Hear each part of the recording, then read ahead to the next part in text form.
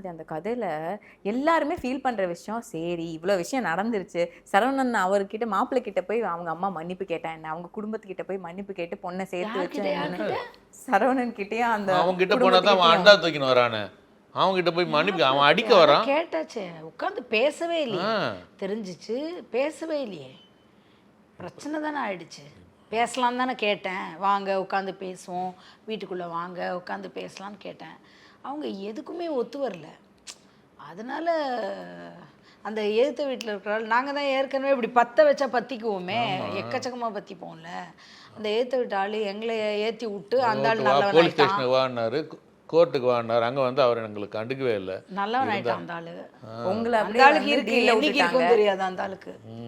வச்சு செஞ்சிருவீங்க. அப்போ பாக்கியம் இறங்கிட்டீங்க. அந்த மாதிரி மாட்டினா நல்லா. ஆமாம், அதை இப்போ தான் மாட்டியிருக்கானே. நான் தான் ஃபோட்டோ காமிச்சிருக்கேன், அதை வச்சே போதும் பாக்கியம். இல்லை ஏற்று விட்டாலும் எதிர்த்த வீட்டாளா? அவன் எங்கேயா மாட்டாம போகிறான். எங்கள் தூணில் கட்டி வச்சு அடித்தான்.